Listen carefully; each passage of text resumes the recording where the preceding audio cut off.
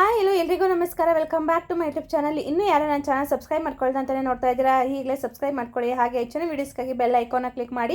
ಇವತ್ತಿನ ಸಂಚಿಕೆಯಲ್ಲಿ ಗೌರಿ ಶಂಕರ್ ಸೇಲ್ ಏನಾಗ್ತಿದೆ ಅಂತ ಹೇಳಿ ನೋಡೋಣ ಬನ್ನಿ. ಗೌರಿ ರೂಮಿಂದ ಹೊರಗಡೆ ಬರ್ತಾ ಇರ್ಬೇಕಾದ್ರೆ ಶಂಕರನು ಕೂಡ ಬರ್ತಾನೆ. ಅವಾಗ ಯಾಕೆ ಈ ಥರ ನೋಡ್ತಿದ್ದೀರಲ್ಲ, ಏನಾಯಿತು ಅಂತ ಹೇಳ್ಬಿಟ್ಟು ಕೇಳಿದಾಗ ಒಂದು ಕವಿತೆ ಹೇಳ್ತಾನೆ. ಅಯ್ಯೋ ಇದು ಬೋರಿಂಗ್ ಆಗಿದೆ ಕವಿತೆ ಅಂತ ಹೇಳ್ಬಿಟ್ಟು ಗೌರಿ ಹೇಳಿದಾಗ, ಹೌದಾ ಅಷ್ಟೊಂದು ಬೋರ್ ಆಗಿದೆಯಾ ಅಂತ ಹೇಳ್ಬಿಟ್ಟು ಅಂದ್ಕೊಳ್ತಾನೆ ಶಂಕರ. ಸರಿ ಹಾಗಿದ್ರೆ ಏನು ವಿಷಯ ಹೇಳಿ, ನೀವು ಏನು ಹೇಳೋದಕ್ಕೆ ಬಂದಿದ್ದೀರಾ, ಆದರೆ ಅದನ್ನು ಮುಚ್ಚಿಡ್ತಿದ್ದೀರಾ ಅಂತ ಹೇಳ್ಬಿಟ್ಟು ಗೌರಿ ಕೇಳಿದಾಗ, ಕೈಯಲ್ಲಿ ಬೇರೆ ಏನೋ ಮುಚ್ಚಿಕೊಂಡಿದ್ದೀರಾ ಅಂತ ಹೇಳಿ ಕೇಳ್ತಾಳೆ. ಅದು ಏನೇ ಆಗಿರ್ಬೋದು, ನಾವು ಏನೇ ಕಳ್ಕೊಂಡಿರ್ಬೋದು, ಮುಂದಕ್ಕೂ ಕೂಡ ಕಳ್ಕೊಬೋದು, ಆದರೆ ಅದನ್ನು ಯಾವುದನ್ನು ಕೂಡ ನಾವು ಮನ್ಸಿಗೆ ಹಚ್ಕೊಳ್ದಾನೆ ತಲೆಗೆ ಹಾಕೊಳ್ದಂತಾನೆ ಆರಾಮಾಗಿ ತಾಳ್ಮೆಯಿಂದ ತಗೋಬೇಕು ಅಂತ ಹೇಳ್ಬಿಟ್ಟು ಶಂಕರ ಹೇಳ್ತಿರ್ತಾನೆ. ಹೌದಾ ಏನು ಇಷ್ಟೊಂದು ಹೇಳ್ತಿದ್ದೀರಲ್ಲ, ಸರಿ ಆಯಿತು ಹಾಗೆರೆ ಕೊಡಿ, ನಾನು ಅದೇನಿದೆ ನೋಡ್ತೀನಿ, ನಾನು ತಾಳ್ಮೆಯಿಂದನೇ ಇರ್ತೀನಿ, ಯಾವುದೇ ಥರ ಟೆನ್ಷನ್ ತಗೊಳ್ಳೋದಿಲ್ಲ ಅಂತ ಹೇಳ್ಬಿಟ್ಟು ಗೌರಿ ಹೇಳ್ತಾಳೆ.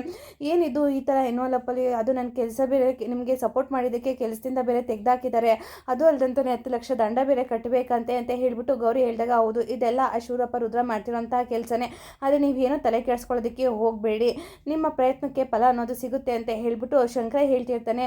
ನೋಡಿ ಶಂಕರ, ನಾನೇನು ತಲೆ ಕೆಡಿಸ್ಕೊಳ್ತಿಲ್ಲ, ಅದ್ರ ಬಗ್ಗೆ ನಾನು ತಲೆನೂ ಕೆಡಿಸ್ಕೊಳ್ಳಲ್ಲ, ಆರಾಮಾಗಿ ಇದ್ದೀನಿ. ಇನ್ನು ಮುಂದೆ ನಾನು ಯಾವಾಗಲೂ ಕೂಡ ನಿಮ್ಮ ಜೊತೆಗೆ ಇರ್ಬೋದು, ನಿಮ್ಮ ಜೊತೆಗೇ ಇರ್ತೀನಲ್ವಾ, ಅದೇ ನನಗೆ ಖುಷಿ, ಅದಕ್ಕಿಂತ ಬೇರೆ ಖುಷಿ ನನಗೆ ಇನ್ನೇನಿದೆ ಹೇಳಿ ಅಂತ ಹೇಳ್ಬಿಟ್ಟು ಗೌರಿ ಹೇಳ್ತಾಳೆ. ಏನು ಹೀಗೆ ಮಾತಾಡ್ತಿದ್ದೀರಾ, ಹಾಗೆ ನಿಮ್ಗೇನು ಬೇಜಾರಿಲ್ವಾ ಅಂತ ಹೇಳ್ಬಿಟ್ಟು ಕೇಳ್ದಾಗ, ಅದರಲ್ಲಿ ಏನಿದೆ, ಅದನ್ನು ಹೇಗಿದ್ರು ಮಾಡಿ ನಾನು ಪಡ್ಕೋಬೋದು ಬಿಡಿ, ನೀವೇನು ತಲೆ ಕೆಡಿಸ್ಕೊಳ್ಳೋದಕ್ಕೆ ಹೋಗಬೇಡಿ, ಆದರೆ ಇನ್ನು ಮುಂದೆ ನಾನು ನಿಮ್ಮ ಜೊತೆಗಿರೋದೇ ನನಗಷ್ಟೇ ಬೇಕಿರೋದು ಅಂತ ಹೇಳ್ಬಿಟ್ಟು ಹೇಳಿದಾಗ, ಸರಿ ನಾನು ಮಾರ್ಕೆಟ್ಗೆ ಹೋಗಿ ಬರ್ತೀನಿ ಅಂತ ಹೇಳ್ಬಿಟ್ಟು ಶಂಕರ ಹೇಳ್ತಾನೆ. ಅದಕ್ಕೇನು ಕೋಳಿ ಚುರುಮುರು ಇದಾರಲ್ಲ ಅಂತ ಹೇಳಿ ಕೇಳಿದೆ, ನಮ್ಮ ಕೆಲಸ ನಾವೇ ಮಾಡ್ಕೋಬೇಕು ಅಂತ ಹೇಳ್ಬಿಟ್ಟು ಹೇಳಿದಾಗ, ಸರಿ ನಾನು ಬರ್ತೀನಿ ಅಂತ ಹೇಳ್ಬಿಟ್ಟು ಗೌರಿ ಹೇಳ್ತಾರೆ. ಬೇಡ ಅಂತ ಹೇಳಿ ಕೇಳಿದ್ರು ಕೂಡ ಕೇಳೋದಿಲ್ಲ. ಸರಿ ಬನ್ನಿ ಹೋಗೋಣ ಅಂತ ಹೇಳ್ಬಿಟ್ಟು ಹೋಗ್ತಾರೆ. ಹಾಗೆ ಮಾರ್ಕೆಟಲ್ಲಿ ರೌಡಿಗಳು ಅಟ್ಟ ಆಡಿಸ್ಕೊಂಡು ಗಾಡಿ ನಿಲ್ಸ್ಕೊಂಡು ದಂಧೆ ಮಾಡ್ತಿರ್ತಾರೆ. ಆವಾಗ ಶಂಕರನ್ ಗಾಡಿ ಬಂದಿದ್ದಾನೆ ನೋಡ್ಬಿಟ್ಟು, ಅದು ಶಂಕರನ್ ಗಾಡಿ ಅಲ್ವೇನೋ, ನಿಲ್ಲಿಸೋ ಗಾಡಿನ ಸ್ವಲ್ಪ ಮಜಾ ತಗೊಳ್ಳೋಣ ಅಂತ ಹೇಳ್ಬಿಟ್ಟು ಹೇಳ್ತಾರೆ. ಬನ್ನಿ ನಿಂತ್ಕೊಳ್ಳಿ, ನನಗೆ ಸುಂಕ ಕಟ್ಬಿಟ್ಟು ಹೋಗಿದ್ದ ಅಂತ ಹೇಳ್ಬಿಟ್ಟು ಹೇಳಿದಾಗ, ಸುಂಕ ನಮ್ಮೂರು ಮಾರ್ಕೆಟ್ಗೆ ಹೋಗೋದಕ್ಕೆ ನಾನೇಕೆ ನಿಮಗೆ ದುಡ್ಡು ಕೊಡಬೇಕು ಅಂತ ಹೇಳಿ ಶಂಕರ ಕೇಳಿದಾಗ, ಹೌದು ಇದೆಲ್ಲ ಹೊಸ ರೂಲ್ಸು, ಕಟ್ಟಬೇಕು ಬಾ ಅಣ್ಣ ಕರೀತಿದ್ದಾರೆ ಅಂತ ಹೇಳ್ಬಿಟ್ಟು ಕರೀತಾನೆ. ಅವಾಗ ಏನು ವಿಷಯ, ಏನಕ್ಕೆ ನಮ್ಮೂರಿಗೆ ಹೋಗೋದಕ್ಕೆ ನಾವು ಯಾಕೆ ಸುಂಕ ಕಟ್ಟಬೇಕು, ಅದು ನಮ್ಮ ಮಾರ್ಕೆಟ್ಗೆ ಅಂತ ಹೇಳಿ ಕೇಳಿದಾಗ, ಅಲ್ಲೇ ಆ ವ್ಯಕ್ತಿನೂ ಕೂಡ ಜೋರಾಗಿ ಎಳೆಯಕ್ಕೆ ಹೋಗ್ತಾನೆ ಶಂಕರ ಬರೋದಿಲ್ಲ. ಅವಾಗ ಹೋಗಿ ಮುಂದೆಗಡೆ ಹೋಗಿ ನಿಂತ್ಕೊಂಡಾಗ, ಹೌದು ನೀನು ಕಟ್ಟಬೇಕು, ಇದು ರುದ್ರಣ್ಣ ಮಾಡಿರೋಂಥ ರೂಲ್ಸು, ಯಾರೇ ಆದರೂ ನಾವು ಇಷ್ಟೇ ಕಟ್ಟಬೇಕು ಅಂತ ಹೇಳ್ಬಿಟ್ಟು ಹೇಳ್ತಾರೆ. ಈಗ ನೀನು ಕಟ್ತೀಯ ಇಲ್ವಾ ಅಂತ ಹೇಳಿ ಕೇಳಿದಾಗ, ಸುಂಕ ಏನಕ್ಕೆ ಕಟ್ಟಬೇಕು, ಫಸ್ಟ್ ಆಫ್ ಆಲ್ ಅದನ್ನು ಹೇಳಿ ಅಂತ ಹೇಳ್ಬಿಟ್ಟು ಶಂಕರ ಕೇಳಿದಾಗ, ಏನೋ ಜಾಸ್ತಿ ಮಾತಾಡ್ತಿದ್ಯೋ ಅಂತ ಹೇಳ್ಬಿಟ್ಟು ಅವನಿಗೇನೆ ಹೊಡೆಯೋದಕ್ಕೆ ಹೋಗ್ತಾನೆ. ಆಗ ಸುಮ್ಮನೆ ಆಗಿಬಿಡ್ತಾನೆ. ಇವಾಗೇನು ನೀನು ಕಟ್ತೀಯ ಇಲ್ವಾ ಅಂತ ಹೇಳಿ ಕೇಳಿದಾಗ, ಹಾಗೆ ಆ ರೌಡಿನೂ ಕೂಡ ಶಂಕರನ ಮುಖಕ್ಕೆ ಸಿಗರೇಟ್ ಹೋಗೇನೆ ಬಿಡ್ತಾ ಇರ್ತಾನೆ. ನೋಡೋ ಸುಮ್ಮನೆ ಕಟ್ಬಿಟ್ಟು ಹೋಗು, ಕಿರಿಕೆಲ್ಲ ಬೇಡ ಅಂತ ಹೇಳ್ಬಿಟ್ಟು ಹೇಳಿದಾಗ, ಜೋಗಿ ಅವರೇ ಏನಿದೆಲ್ಲ ಗಲಾಟೆ ಅಂತ ಹೇಳಿ ಅಂದ್ಕೊಂಡು ಗೌರಿ ಹತ್ರಕ್ಕೆ ಬರ್ತಾಳೆ. ಆವಾಗ ಶಂಕರನು ಕೂಡ ಏನು ಮಾತಾಡ್ದಂತಾನೆ ಜೋಬಿಂದ 500 ರೂಪಾಯಿ ಕೊಡ್ತಾನೆ. ನೀನು 100 ರೂಪಾಯಿ ಅಲ್ವಾ ಅಂತ ಹೇಳ್ಬಿಟ್ಟು ಕೇಳಿದಾಗ, ಇರಲಿ ಬಿಡ್ರು, 100 ರೂಪಾಯಿ ಏನೋ ಈಸ್ಕೊಳ್ಳಿ, ಹೇಗಿದ್ರು ಶ್ರೀಮಂತರ ಅಲ್ವಾ ಇವನು, ಈಸ್ಕೊಂಡ್ರೆ ಆಗುತ್ತೆ ಬಿಡು, ಇವನ ಹತ್ರ 100 1000 ಈಸ್ಕೋಬೋದು ಅಂತ ಹೇಳಿ ಅಂದ್ಕೊಂಡು ಹೋಗ್ತಾರೆ. ಅಲ್ಲ ಜೋಗಿಯವರೇ, ನೀವು ಯಾಕೆ ಅವರು ಅಷ್ಟೊಂದೆಲ್ಲ ಮಾತಾಡ್ತಿದ್ರು ಕೂಡ ಸೈಲೆಂಟಾಗಿ ಇದ್ದೀರಲ್ಲ, ನಾವೇನೋ ಪರವಾಗಿಲ್ಲ ಕೊಟ್ವಿ, ಆದರೆ ಬಡವರು ಏನು ಮಾಡ್ತಾರೆ ಅಂತ ಹೇಳ್ಬಿಟ್ಟು ಗೌರಿ ಕೇಳಿದಾಗ, ಬಡವ್ರು ಏನು ಮಾಡೋದಕ್ಕಾಗುತ್ತೆ, ಅವ್ರ ಹಣೆ ಬರೀ ಹೇಗಿರುತ್ತೋ ಹಾಗಾಗುತ್ತೆ ಬಿಡಿ, ನಾವು ಯಾರ ವಿಷಯಕ್ಕೂ ಕೂಡ ಹೋಗೋದು ಬೇಡ, ಬಡವರು ಅಂತ ಅಂದ ಮಾತ್ರಕ್ಕೆ ನಾವು ತಲೆ ಕೆಡಿಸ್ಕೋಬೇಕು ಅನ್ನೋದು ಏನಿದೆ ಅಂತ ಹೇಳಿ ಅಂದ್ಕೊಂಡು ಬರ್ತಾನೆ. ಅವಾಗ ಗೌರಿನೂ ಕೂಡ ಏನಿದು ಶಂಕರ್ ಇಷ್ಟು ತಾಳ್ಮೆಯಿಂದ ಇದ್ದಾರಲ್ಲ, ಸರಿ ಬಿಡು, ಹೇಗಿದ್ರು ಕೂಡ ನನ್ನ ಕೆಲಸನ ತೊಗೊಂಡ್ಮೇಲೆ ಇವ್ರಿಗೆಲ್ಲ ಕಾನೂನು ಮುಖಾಂತರನೇ ನಾನು ಇವ್ರಿಗೆ ಬುದ್ಧಿ ಕಲಿಸ್ಬೇಕು ಅಂತ ಹೇಳಿ ಅಂದ್ಕೊಂಡು ಗೌರಿನೂ ಕೂಡ ಡಿಸೈಡ್ ಮಾಡ್ಕೊಳ್ತಾಳೆ. ಮಾಲಿನೂ ಕೂಡ ಜನಗಳ ಸಮಸ್ಯೆನ ಕೇಳ್ತಾ ಇರ್ಬೇಕಾದ್ರೆ, ಈ ಶಿವರಪ್ಪ MLA ಆದಮೇಲೆ ನಮಗೆ ತುಂಬಾ ಕಷ್ಟ ಆಗಿದೆ ಮೇಡಮ್ ಅವರೇ, ನಮಗೆ ಒಂದು ತರಕಾರಿ ಮಾರೋದಕ್ಕೂ ಬಿಡ್ತಿಲ್ಲ, ಅದು ಅಲ್ಲದಂತೆ ನಾವು ರೋಡಲ್ಲೂ ಕೂಡ ಓಡಾಡೋದಕ್ಕೆ ಆಗ್ತಿಲ್ಲ, ಅಷ್ಟು ನಮಗೆ ಚಿತ್ರಹಿಂಸೆ ಕೊಡ್ತಿದ್ದಾರೆ. DC ಗೌರಿ ಮೇಡಮ್ ಇದ್ದಾಗ ಈ ಥರ ಎಲ್ಲ ಏನೂ ಇರಲಿಲ್ಲ, ರೌಡಿಗಳು ಕೂಡ ಸುಮ್ಮನೆ ಬಾಯಿ ಮುಚ್ಕೊಂಡಿದ್ರು, ಆದರೆ ಇವಾಗ ನೋಡಿ ಎಷ್ಟು ಬಾಲ ಬಿಚ್ಚಿದ್ದಾರೆ ಅಂತ ಹೇಳ್ಬಿಟ್ಟು ನೀವೇ ನಮ್ಮನ್ನು ಕಾಪಾಡಬೇಕು ಅಂತ ಹೇಳಿ ಅಂದ್ಕೊಂಡು ಕೇಳ್ತಿರ್ತಾರೆ ಮಾಲಿನ. ಆಗ ಮಾಲಿನೂ ಕೂಡ ಮಾತಾಡೋದಕ್ಕೆ ಹೋದಾಗ, ಅಲ್ಲೇ ಬಂದಂಥ ಇನ್ಸ್ಪೆಕ್ಟರ್ ಕೂಡ, ಮೇಡಮ್ ಅವರೇ ನೀವು ಇಲ್ಲಿದ್ದೀರಾ, ನಿಮ್ಗೆ ಅಂತಲೇ ಎನ್ವಲಪ್ ಇದೆ ತೊಗೊಳ್ಳಿ ಅಂತ ಹೇಳ್ಬಿಟ್ಟು ಕೊಡ್ತಾರೆ. ಅವಾಗ ಅದನ್ನು ಓಪನ್ ಮಾಡೋ ಅಷ್ಟರಲ್ಲೇ ಫೋನ್ ಬರುತ್ತೆ. ಅದನ್ನು ಏನಿದು ಶಿವರಪ್ಪ ಫೋನ್ ಮಾಡ್ತಿದ್ದಾರಲ್ಲ ಅಂತ ಹೇಳಿ ಅಂದ್ಕೊಂಡು, ಹಲೋ ಹೇಳಿ ಸರ್ ಅಂತ ಹೇಳ್ಬಿಟ್ಟು ಮಾಲಿನಿ ಹೇಳಿದಾಗ, ಗುಡ್ ಮಾರ್ನಿಂಗ್ ಸರ್ ಅಂತ ಹೇಳಿ ಹೇಳ್ತಾರೆ. ವೆರಿ ಗುಡ್ ಮಾರ್ನಿಂಗ್, ಏನು ನಿಮ್ಮ ಕೈಗೆ ಆಲ್ರೆಡಿ ಎನ್ವಲಪ್ ಬರೋದಕ್ಕಿಂತ ಮುಂಚೆನೇ ನಾನು ಫೋನ್ ಮಾಡಿದ್ದೀನಿ, ಅದರಲ್ಲಿ ಏನು ವಿಶೇಷ ಏನಿಲ್ಲ, ಅದರಲ್ಲಿ ಏನಿದೆ, ಈಗ MLAಗೆ ಯಾರಾದರೂ ಕೂಡ ಸೆಕ್ರೆಟ್ರಿ ಅಂದರೆ PA ಥರ ಇರಬೇಕಲ್ವ, ಯಾರೇ ಅದು IAS ಅಧಿಕಾರಿ, ಅದಕ್ಕೋಸ್ಕರ ನಾನು ನಿಮ್ಮನ್ನೇ ಸೆಲೆಕ್ಟ್ ಮಾಡಿದ್ದೀನಿ. ಇನ್ನು ಮುಂದೆ ಡಬಲ್ ಡಿಗ್ರಿ ಅಲ್ವಾ ನೀವು ಮಾಡಿರೋದು, ಇನ್ಮೇಲೆ ಡಬಲ್ ಕೆಲಸ ಹಾಸನದ ಜಿಲ್ಲೆ ಡಿ ಸಿ ಆಗಿನೂ ಕೂಡ ಹಾಗೇನೆ ನನಗೆ ಪಿ ಎ ಆಗಿನೂ ಕೂಡ ಕೆಲಸ ಮಾಡಬೇಕು. ನಾನು ಡಿ ಸಿ ಆಗಿದ್ದಾಗ ನನ್ನ ಕೈಯಲ್ಲಿ ಅಧಿಕಾರ ಇರಲಿಲ್ಲ. ಆಗ ಕೈ ಕಟ್ಕೊಂಡು ನಿಂತ್ಕೋತಿದ್ದೆ.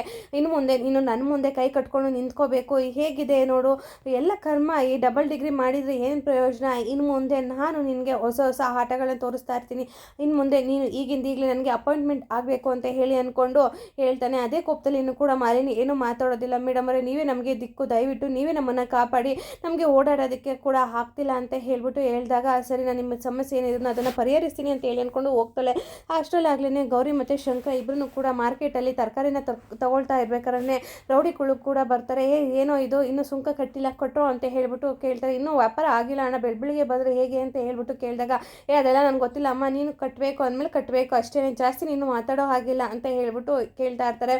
ಅದನ್ನು ನೋಡ್ಬಿಟ್ಟು ಗೌರಿನೂ ಕೂಡ ಏನೋ ಇದನ್ನೇನು ವಸೂಲಿ ಅಂತ ಅನ್ಕೊಬಿಟ್ಟಿದ್ದೀರಾ, ಏನು ನಿಮ್ಮ ಇಷ್ಟಕ್ಕೆ ನೀವು ಹಾರಾಡ್ತಿದ್ದೀರಲ್ಲ ಅಂತ ಹೇಳಿ ಗೌರಿ ಕೇಳಿದಾಗ, ನೀನೇನು ಡಿ ಸಿ ಅಲ್ಲ, ಇವಾಗ ಡಿ ಸಿ ಆಗಿದ್ದಾಗ ಅಷ್ಟೇ ನಿನ್ನ ಅಧಿಕಾರ, ಇವಾಗ ಏನಿದ್ರು ನಮ್ಮ ಅಧಿಕಾರ, ನಾವು ರುದ್ರನ ಹೇಳಿದ್ದಾನೆ ಅಂತಂದಮೇಲೆ ಅದನ್ನು ನಾವು ಫಾಲೋ ಮಾಡಬೇಕು. ನೀನು ಹೇಳ್ದಂಗೆ ಇಲ್ಲಿ ಕೇಳೋದಕ್ಕೆ ಆಗೋದಿಲ್ಲ. ಸುಮ್ಮನೆ ತರಕಾರಿ ತೊಗೊಳಕ್ಕೆ ಬಂದಿದ್ಯಾ, ಹೋಗ್ತಾ ಇರಬೇಕು ಅಷ್ಟೇ ನೀನು, ಅದನ್ನು ಬಿಟ್ಟು ಜಾಸ್ತಿ ನೀನು ಮಾತಾಡಬೇಡ ಅಂತ ಹೇಳ್ಬಿಟ್ಟು ಹೇಳ್ತಾರೆ. ಆಗ ಶಂಕರ್ನು ಕೂಡ, ಅಣ್ಣ ನೀನೇನು ಮಾತಾಡ್ಬೇಡಣ, ಬರೀ ತರಕಾರಿ ತಗೊಂಡು ಹೋಗ್ತೀವಿ ನಾವು ಅಷ್ಟೇ ಅಂತ ಹೇಳ್ಬಿಟ್ಟು ಶಂಕರ್ನು ಕೂಡ ಗೌರಿನ ಕರ್ಕೊಂಡು ಅಲ್ಲಿಂದ ಹೋಗ್ತಾ ಇರ್ತಾನೆ. ಇದೇನಿದು ಶಂಕರ್ ಅವರೇ, ನೀವು ಏನು ಮಾತಾಡದಂತೆ ಸುಮ್ಮನೆ ಬರ್ತಿದ್ದೀರಲ್ಲ ಅಂತ ಹೇಳ್ಬಿಟ್ಟು ಕೇಳಿದಾಗ ಶಂಕರ್ನು ಕೂಡ ಏನು ಮಾತಾಡೋದಿಲ್ಲ, ಸುಮ್ಮನೆ ಹೋಗ್ತಾನೆ.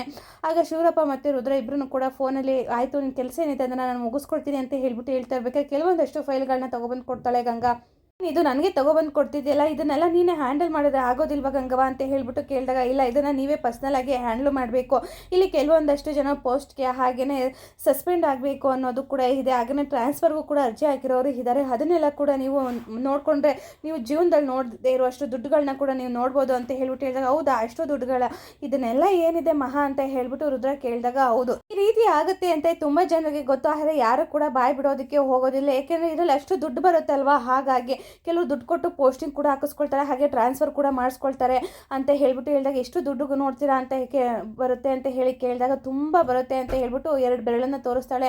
ಅಯ್ಯೋ 2 ಲಕ್ಷ ಬರುತ್ತಾ ಅಂತ ಹೇಳ್ಬಿಟ್ಟು ಶಿವರಪ್ಪ ಮತ್ತು ರುದ್ರ ಶಾಕ್ ಆಗ್ತಾರೆ. ಬರೀ 2 ಲಕ್ಷ ಅಲ್ಲ, 2 ಕೋಟಿ ಅಂತ ಹೇಳ್ಬಿಟ್ಟು ಹೇಳ್ತಾಳೆ.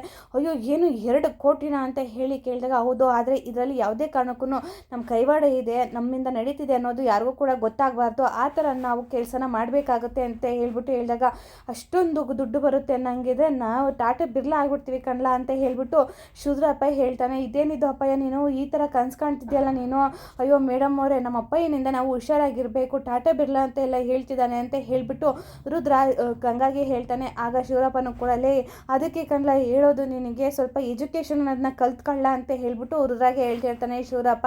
ಆಗ ಗೌರಿ ಮತ್ತು ಶಂಕರ ಹೋಗ್ತಾ ಇರ್ಬೇಕನ್ನ, ಅದು ನಿಮ್ಗೇನು ಕೋಪನೇ ಬಂದಿಲ್ವಾ ನಿಮಗೆ ಅಂತ ಹೇಳಿ ಕೇಳಿದಾಗ, ಕೋಪ ಅನ್ನೋದು ಬರ್ತಿದೆ, ಆದರೆ ಏನು ಮಾಡೋದು, ತಾಳ್ಮೆ ಅನ್ನೋದನ್ನು ತಗೋಬೇಕು ಅಲ್ವಾ, ಹಾಗಾಗಿ ತಾಳ್ಮೆಯಿಂದ ಇರೋದನ್ನು ಕಲಿತಿದ್ದೀನಿ, ನಮ್ಮನೆಯವ್ರಿಗೋಸ್ಕರ ಬೇರೆಯವ್ರ ಬಗ್ಗೆ ಯಾಕೆ ನಾವು ತಲೆ ಕೆಡಿಸ್ಕೋಬೇಕು, ಬಿಡಿ ನಮ್ಮನೆ ಚೆನ್ನಾಗಿದ್ರೆ ಸಾಕು, ಅಷ್ಟರಲ್ಲೇ ನಾವು ಇದ್ಬಿಡೋಣ ಅಂತ ಹೇಳಿ ಅಂದ್ಕೊಂಡು ಅತಿ ಕಾರಣ ಅಂತ ಹೇಳ್ಬಿಟ್ಟು ಗೌರಿಗೆ ಹೇಳ್ತಾನೆ. ಅಷ್ಟರಲ್ಲಿ ರೌಡಿ ಬಂದ್ಬಿಟ್ಟು, ಎಲ್ಲಿಗೆ ಹೋಗ್ತಿದ್ಯಾ, ಟ್ಯಾಕ್ಸ್ ಕಟ್ಬಿಟ್ಟು ಹೋಗು ಅಂತ ಹೇಳಿ ಮತ್ತೆ ಅವನ ಮುಖಕ್ಕೆ ಹೊಗೆನ ಬಿಡ್ತಾನೆ. ಆವಾಗಲೇ ಕೊಟ್ಟು ಅಲ್ವಾ, ಮತ್ತೆ ಇನ್ಯಾವ ಟ್ಯಾಕ್ಸು ಅಂತ ಹೇಳ್ಬಿಟ್ಟು ಕೇಳಿದಾಗ, ಪಾರ್ಕಿಂಗ್ದು ಅಂತ ಹೇಳಿ ಹೇಳ್ತಾರೆ. ಪಾರ್ಕಿಂಗ್ ಇಲ್ಲಿ ಯಾವುದು ಬೋರ್ಡ್ ಹಾಕಿಲ್ಲ ಅಂತ ಹೇಳಿ ಕೇಳಿದಾಗ, ಹೌದು ಬೋರ್ಡ್ ಹಾಕಿಲ್ಲ, ಆದರೆ ನೀವು ಪಾರ್ಕಿಂಗ್ ಕೂಡ ಕಟ್ಟಬೇಕು, ಇನ್ಮೇಲೆ ಇದೇ ಥರ ಕಟ್ತಾ ಇರಬೇಕಾಗತ್ತೆ, ಈಗೇನು ಕೊಡ್ತೀಯ ಇಲ್ವಾ ಅಂತ ಹೇಳಿ ಕೇಳಿದಾಗ ಶಂಕರನ ಕೂಡ ಸುಮ್ಮನೆ ಕೊಟ್ಬಿಟ್ಟು ಹೋಗ್ತಾನೆ.